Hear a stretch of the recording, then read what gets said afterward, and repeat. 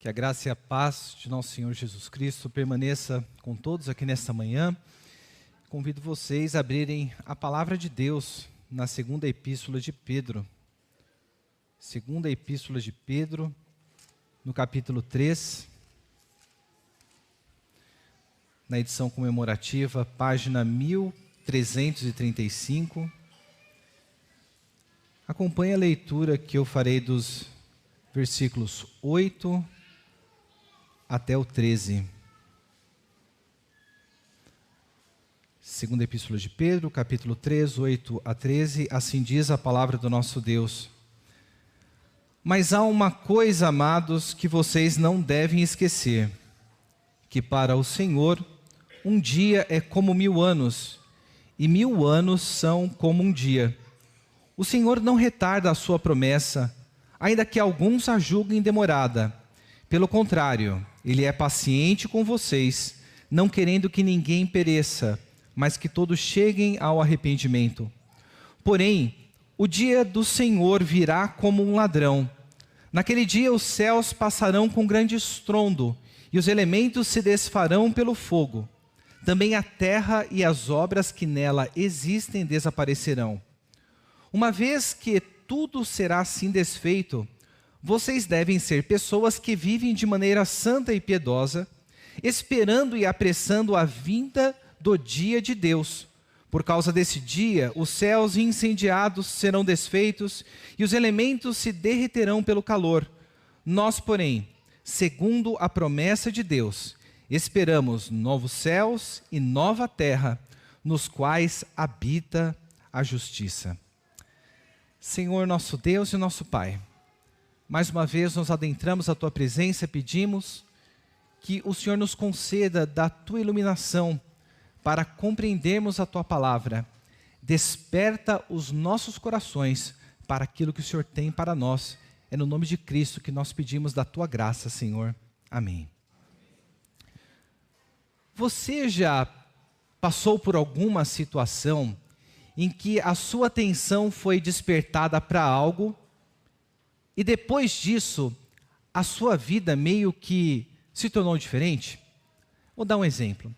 Eu me lembro quando a Thaís estava grávida do nosso primeiro filho, João Vitor. Depois que ela engravidou, a barriga cresceu. Parecia que para todos os lados que eu olhava, as mulheres estavam grávidas. Em 2013, se eu não estou enganado, quando a gente comprou o nosso carro, parecia que todo mundo tinha comprado o mesmo modelo e da mesma cor. Esse tipo de situação, os estudiosos do comportamento chamam de percepção seletiva. Então, a nossa percepção, ela acaba sendo atraída por algo e por conta desse algo, parece que tudo ao nosso redor, nós só conseguimos ver aquilo para o qual a nossa percepção foi despertada. Mas com o passar do tempo, a nossa atenção ela volta ao normal. Mas existem outras coisas que despertam a nossa consciência, que despertam a nossa atenção, ao ponto de mudar radicalmente a maneira como nós lidamos com a vida cotidiana. E nós não precisamos olhar para muito longe na nossa vida, basta olhar para a nossa nação. Lembre-se das décadas de 80, de 90 ou do início das primeiras décadas de 2000. Os brasileiros praticamente não falavam e não discutiam a respeito de política. Se você fosse ouvir, você ia ouvir falar de carnaval, você ouvia falar de futebol, mas parece que as percepções das pessoas foram despertadas para algo e por conta disso a maneira delas agirem na sociedade, nas famílias e nas igrejas foi mudada de uma maneira radical. Mas a palavra de Deus nos diz que na nossa vida cristã houve algo radical que transformou o nosso ser e esse algo deveria mudar radicalmente a maneira como nós percebemos a realidade e agimos no mundo. Mas parece que muitas vezes a nossa consciência, ela está como que adormecida para as coisas que verdadeiramente importam. E nessa manhã eu quero olhar com vocês na palavra de Deus o que Deus tem para nós. E o que a palavra de Deus tem para nós é que nós precisamos despertar para as coisas que verdadeiramente importam. Nós precisamos despertar para a segunda vinda do nosso Senhor Jesus Cristo.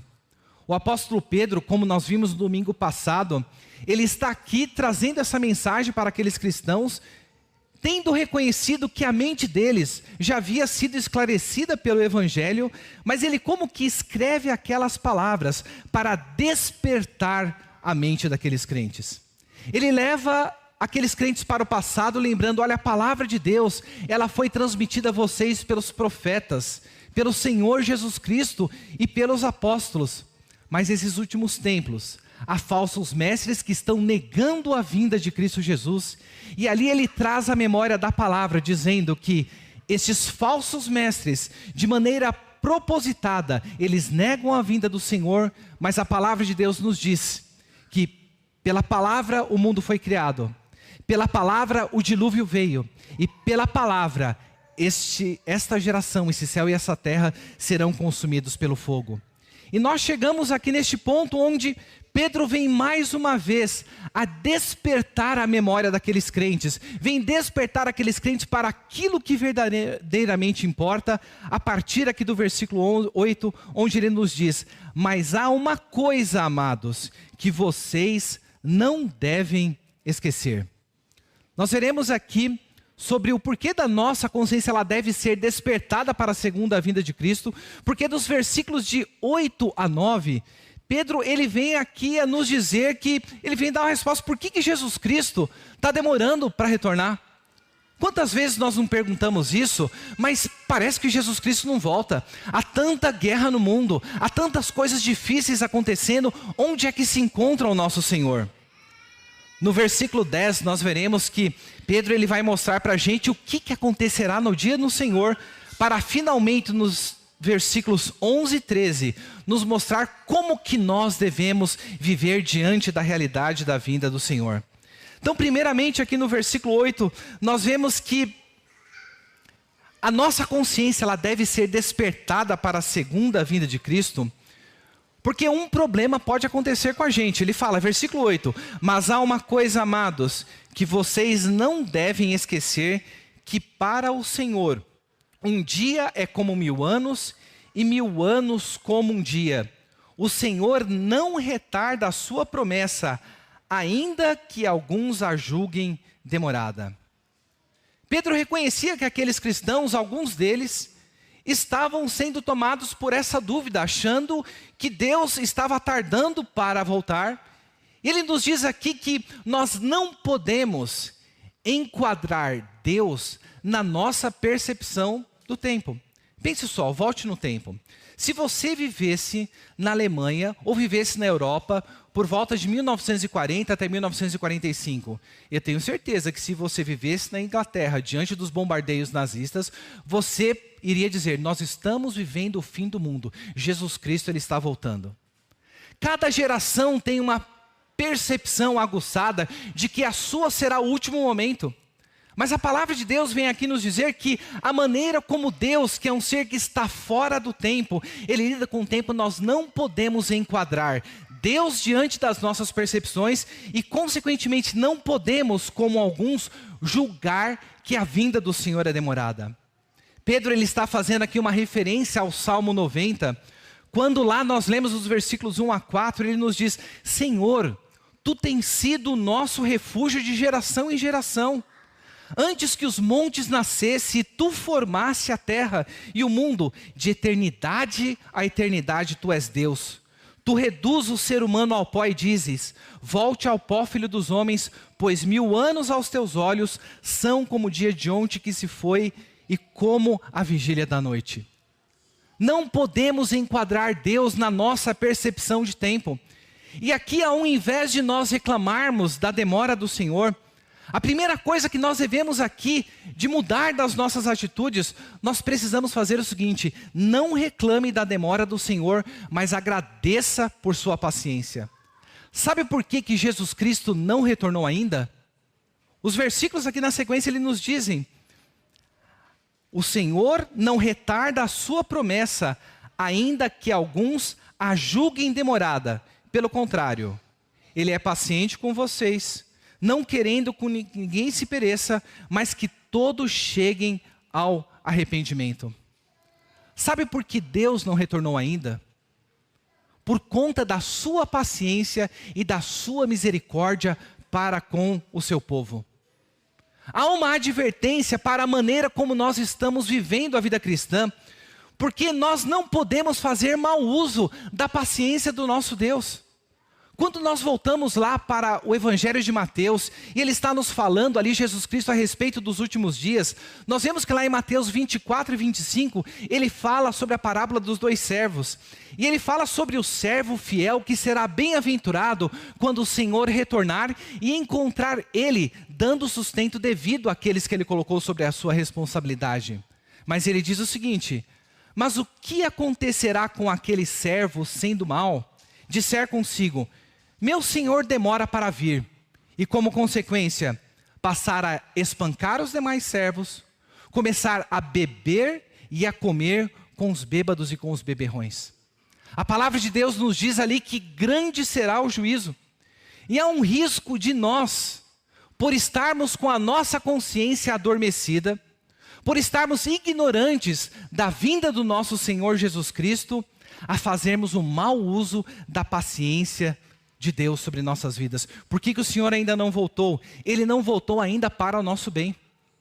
O nosso Deus ainda não retornou, porque ainda há os seus eleitos que precisam ser alcançados.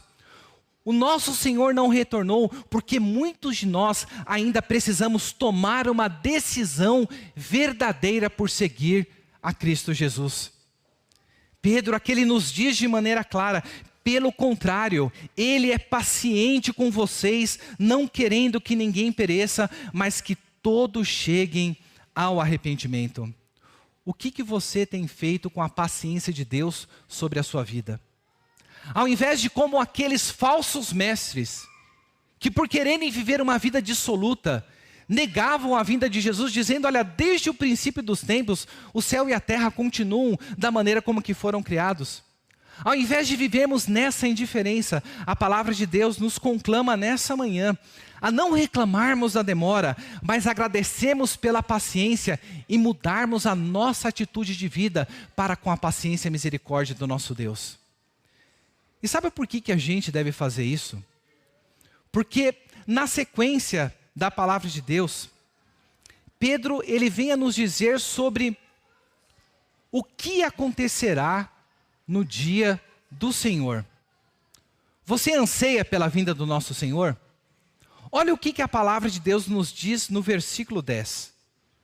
Porém, o dia do Senhor virá como um ladrão.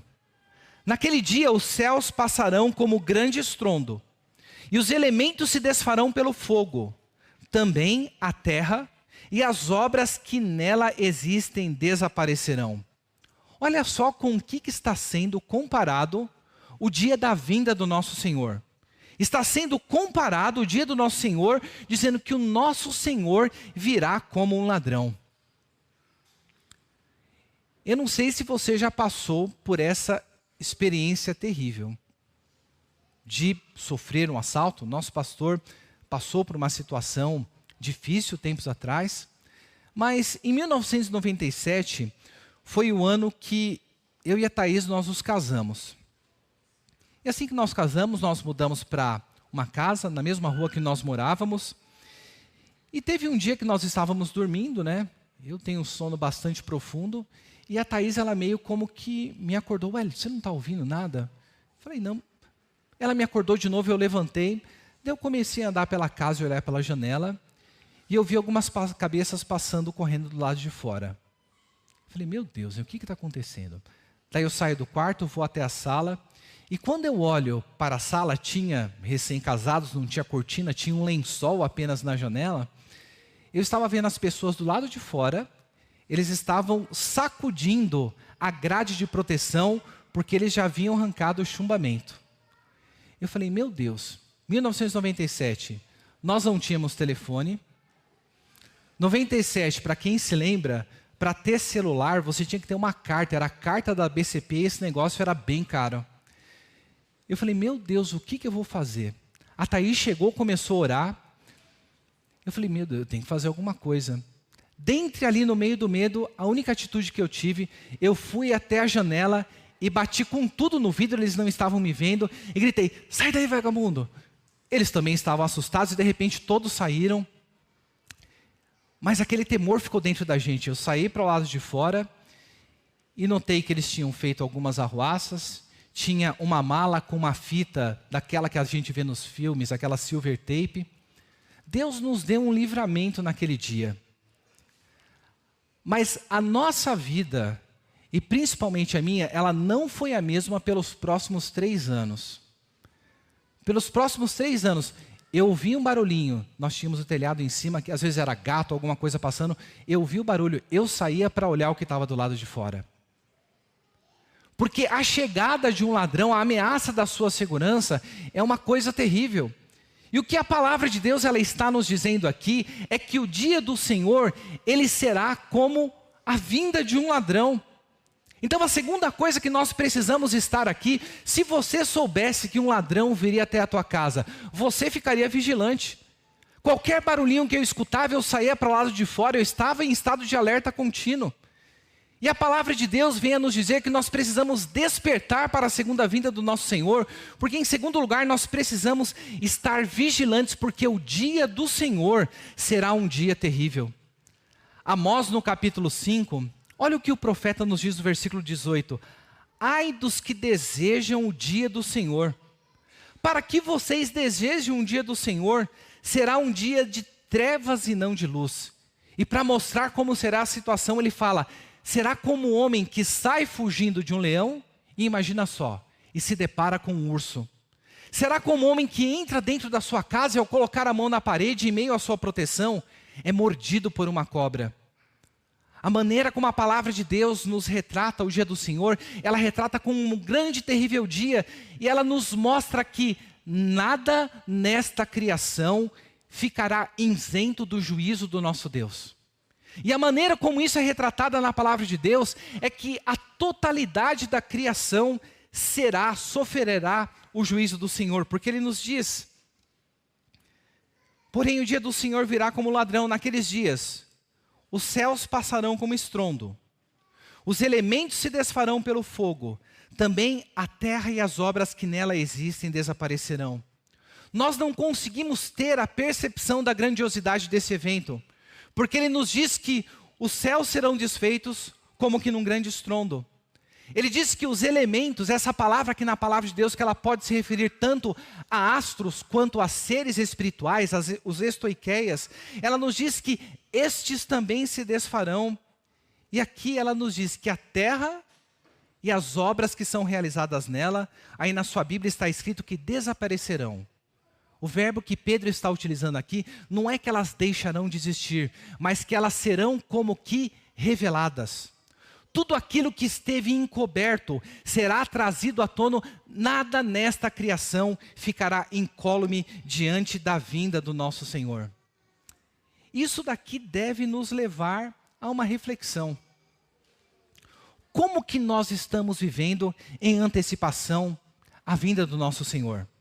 Nós estamos como aquelas virgens loucas, sem azeites na botija e adormecidas, ou estamos atentos, alertas e vigilantes para a vinda do nosso Senhor? Porque Ele nos coloca que este dia será um dia terrível.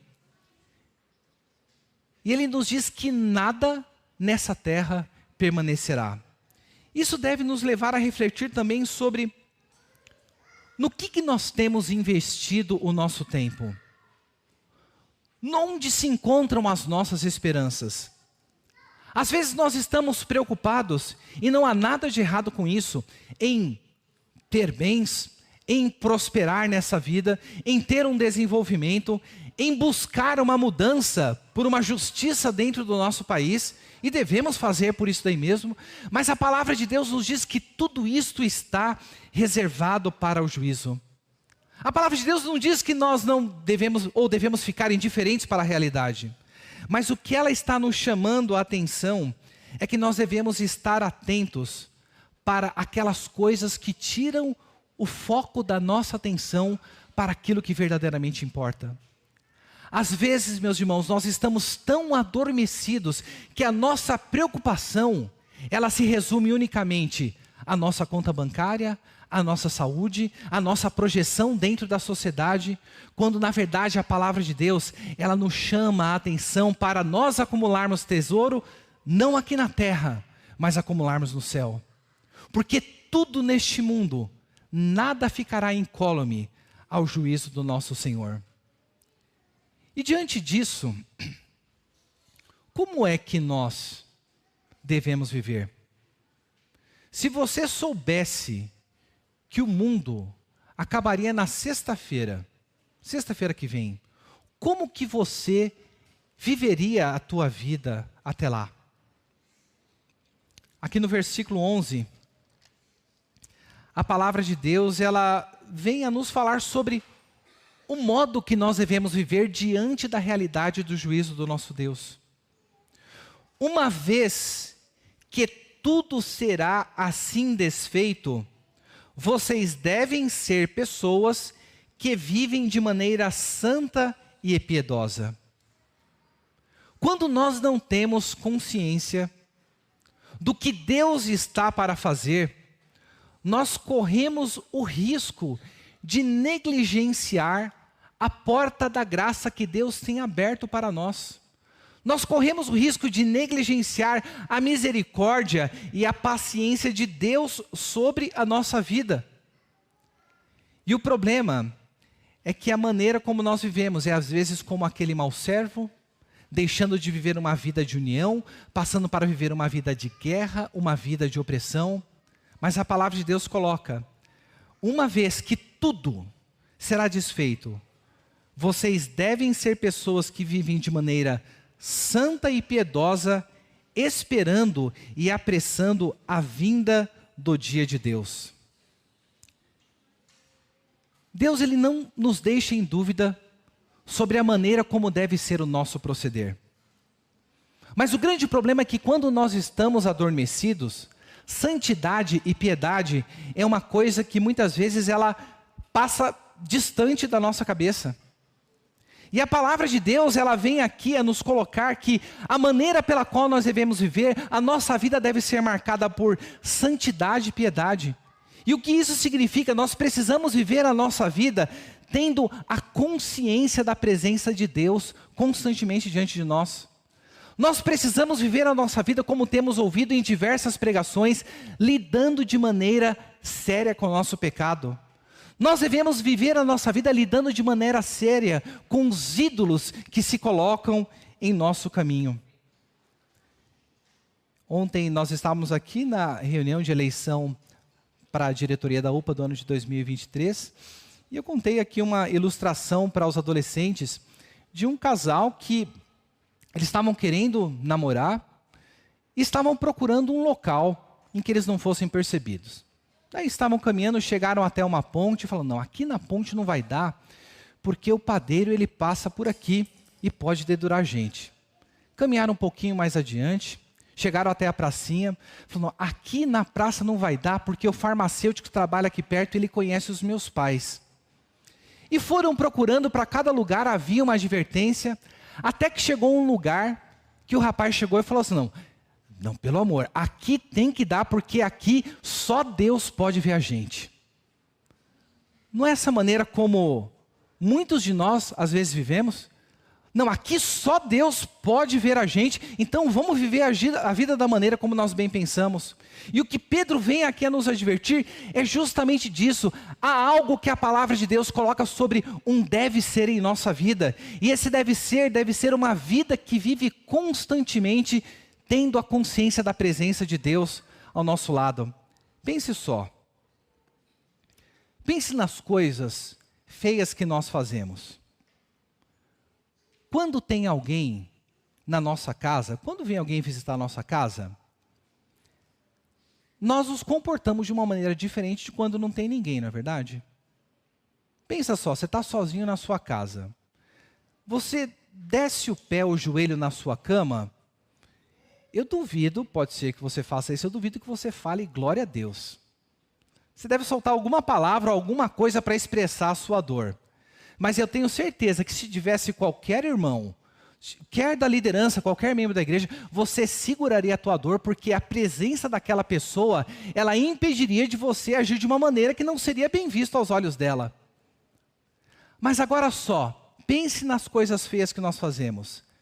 Se Deus estivesse presente ali do seu lado, se você tivesse consciência da presença de Deus, será que nós agiríamos da mesma maneira, como se não tivesse ninguém olhando? O problema é que nós não percebemos que Deus constantemente está ao nosso lado. E quando a nossa consciência ela é despertada para isso, a maneira como nós vivemos a nossa vida, ela deve ser radicalmente mudada, porque ela deve ser conhecida pela piedade e pela santidade. Talvez você deve estar falando, mas meu Deus, eu não consigo. Deus é paciente para conosco. Deus é paciente para conosco e há tempo de nós mudarmos, porque o nosso Senhor não voltou ainda, porque a sua misericórdia é grande para conosco. Mas ele nos fala algo curioso aqui na sequência, que eu devo viver com piedade e santidade, mas a palavra de Deus também nos diz que nós devemos viver com uma determinada expectativa, esperando e apressando a vinda de Deus. Ela não está dizendo, a palavra de Deus, que nós devemos esperar Deus sentados numa rede. Devemos esperar Deus de uma maneira passiva. Quando nós olhamos para a epístola de Pedro, ele nos fala sobre as virtudes que devem ser cultivadas, associadas à nossa fé. Nós vemos que a perseverança é uma delas.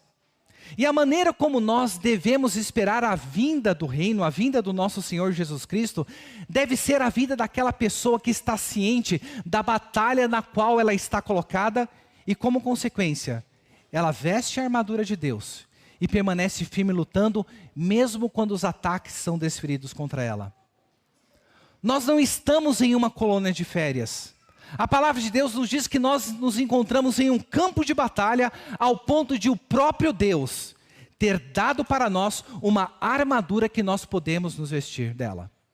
E ali nos diz que os dardos inflamados do maligno serão lançados contra nós, mas com o escudo da fé, eles serão apagados.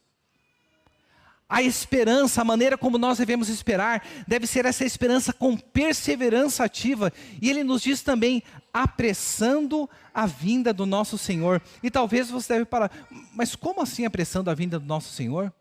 Jesus Cristo nos disse que daquele dia e hora, apenas o Pai sabe. Nós sabemos que, do ponto da providência e da soberania de Deus, o dia que Ele retornará já foi estabelecido. Mas nós não vivemos do lado da soberania de Deus. Nós não vemos o mundo como Deus o vê. E a maneira como nós devemos lidar, nós devemos lembrar o que a palavra de Deus nos diz, por exemplo, na oração do Pai Nosso. Pai nosso que estás no céu, santificado seja o teu nome. Venha o teu reino. Nós somos exortados a clamar pela vinda do reino do nosso Senhor, para que a sua vontade seja feita na terra, assim como ela é feita no céu. Em Mateus 24, Jesus Cristo falando sobre os últimos dias, nós vemos que o evangelho do reino será pregado por todo mundo, então virá o fim. Do lado da responsabilidade humana, sabe qual que é a maneira que nós apressamos a vinda do reino? Pregando o evangelho da palavra de Deus. Nós não fomos chamados para reter essa mensagem, mas nós fomos chamados para passar essa mensagem adiante, e a palavra de Deus nos deixa claro que a maneira da nossa vida, devemos viver como pessoas que vivem de maneira santa e piedosa, mas esperando e apressando a vinda do nosso Deus. Por causa desse dia, os céus incendiados serão desfeitos, e os elementos se derreterão em calor. Mas a maneira como um salvo, a maneira como uma pessoa que vive de maneira santa e piedosa, esperando e apressando a vinda do Senhor, ela não deve ser uma maneira temerosa, sabe por quê? Porque o que Deus tem para nós é o cumprimento da sua promessa na sua palavra. Versículo 13, nós porém, segundo a promessa de Deus, esperamos novos céu e nova terra, nos quais habita a justiça. Deus nos tem dado uma promessa. E quando nós olhamos de Gênesis a Apocalipse, nós vemos que essa promessa aqui na Epístola de Pedro, ela está associada com o dia do Senhor. Em Gênesis 1 nós lemos, no princípio criou Deus o céu e a terra. Apocalipse 21:1 nós lemos, Vi novo céu e nova terra, pois o primeiro céu e a primeira terra passaram.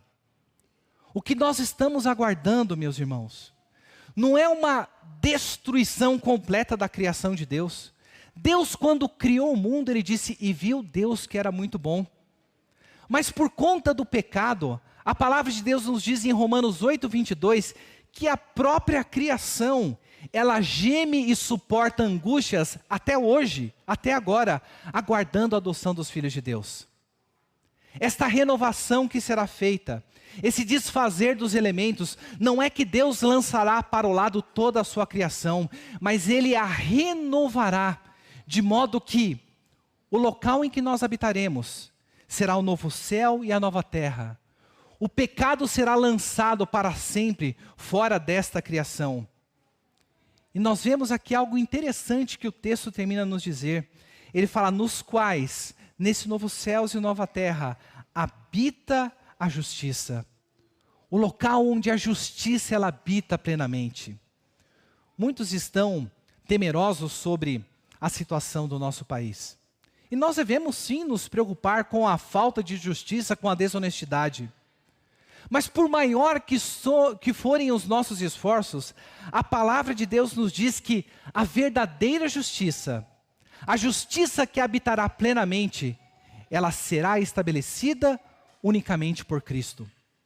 E é por isso que nós devemos viver a nossa vida aqui na terra, exercendo sim o nosso papel como pessoas responsáveis, mas sabendo que o nosso reino não é deste mundo, mas nós aguardamos esses novos céus e nova terra, onde a justiça habita e as promessas de Deus encontram o seu pleno cumprimento.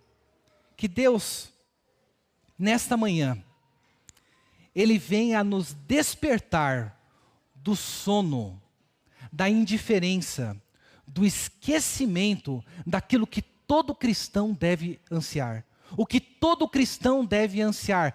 Ora vem, Senhor Jesus. Maranata, venha o teu reino, meu Deus. E para isso a palavra de Deus nessa manhã, ela nos despertou para não reclamarmos da demora, mas agradecermos ao nosso Deus pela paciência. A vivermos vigilante, sabendo que o dia do Senhor será um dia terrível, mas a vivemos também com esperança, vivendo uma vida de santidade, piedade, uma vida que apressa a vinda do nosso Senhor, porque o que nos aguarda são novos céus e nova terra, onde a justiça habita. Que Deus, Ele nos abençoe.